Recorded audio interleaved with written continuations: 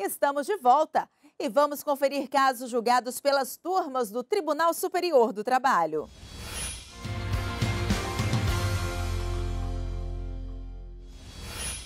O Giro de Notícias começa com um destaque da terceira turma. O Instituto de Medicina Integral Professor Fernando Figueira, de Recife, Pernambuco, vai ter que indenizar um mensageiro demitido por justa causa, acusado de desviar valores de doações. Inicialmente, tanto o juízo de primeiro grau quanto o Tribunal Regional do Trabalho da 6ª Região haviam negado a indenização ao mensageiro. O caso chegou ao TST.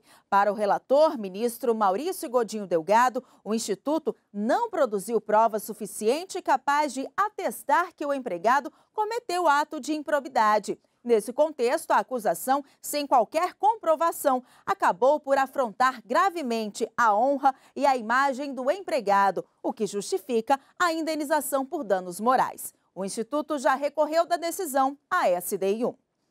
E a 5ª turma absolveu uma rede de supermercados de indenizar uma operadora de caixa por uso de camisetas com logomarcas de fornecedores. Entre tantas opções de lojas, o comerciante que consegue fixar a marca na memória do cliente sai na frente. Até recentemente, a Justiça do Trabalho entendia que, em diversos casos, cabia indenização por dano moral exigir do vendedor o uso de uniformes com logomarcas de fornecedores. O entendimento tinha como base o artigo 20 do Código Civil, que diz: salvo se autorizadas a divulgação de escritos e transmissão da palavra ou a publicação, a exposição ou a utilização da imagem de uma pessoa, poderão ser proibidas, sem prejuízo da indenização que couber, se destinarem a fins comerciais. Foi também com base nesse entendimento que o Tribunal Regional do Trabalho da 20ª Região, em Sergipe, manteve sentença que fixou indenização a ser paga a uma operadora de caixa no valor de R$ 6.000 pelo uso obrigatório de camisa com logomarca de fornecedor. A empresa recorreu e o caso chegou ao Tribunal Superior do Trabalho. No exame do recurso de revista, o relator ministro Breno Medeiros afirmou que nas relações modernas são necessárias novas ações para o desempenho de atividade lucrativa. É o caso de contratos de parceria, nos quais empresas se unem para diversificar as marcas. O relator lembrou ainda que decisão recente da 5ª turma firmou o entendimento de que essa prática não acarreta nenhum dano à imagem do empregado. O ministro também destacou que, considerando a necessidade de se adequar o direito do trabalho à nova realidade social e às recentes configurações empresariais, a Lei 13.467, de 2017, no artigo 456-A, reconheceu que é lícita a inclusão no uniforme de logomarcas da própria empresa ou de empresas parceiras e de outros itens de identificação relacionados à atividade desempenhada. Por unanimidade, a 5ª turma deu provimento ao recurso da empresa para excluir da condenação a indenização por danos morais. Ainda cabe recurso. E o Giro de Notícias segue agora para a 7ª turma.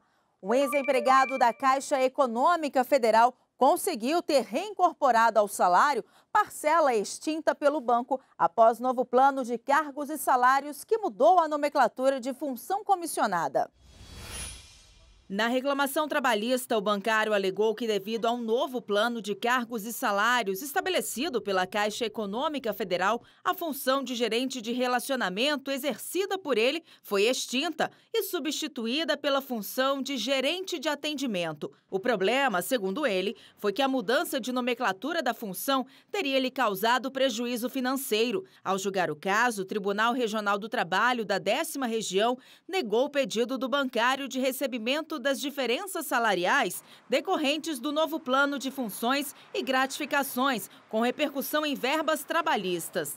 O regional adotou a tese de que a norma interna da Caixa, ao instituir o adicional de incorporação, não vinculou reajustes futuros da parcela aos reajustes das funções de confiança.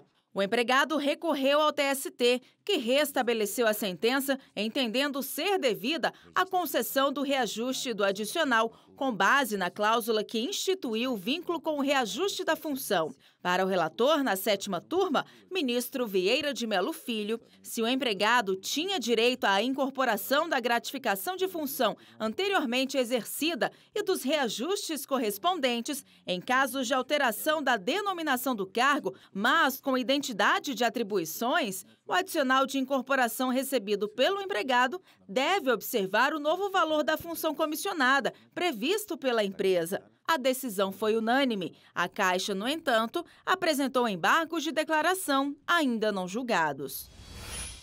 E seguimos agora para a 2ª turma. Um vendedor externo de uma distribuidora de bebidas de Belo Horizonte, em Minas Gerais, vai receber horas extras cheias por participar de reuniões internas na empresa. Em defesa, a distribuidora argumentou que nunca fez o pagamento das horas por entender que, como se tratava de trabalho fora do escritório, a jornada do empregado não estava sujeita a controle, o que inviabilizaria o reconhecimento de horas extras.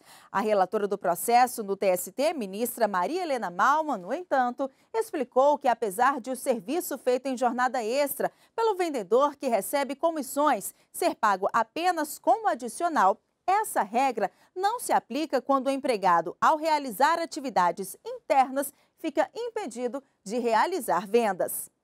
E essas e outras notícias do Tribunal Superior do Trabalho você também pode conferir e comentar na página do TST no Facebook. O endereço é facebook.com/TSTJus.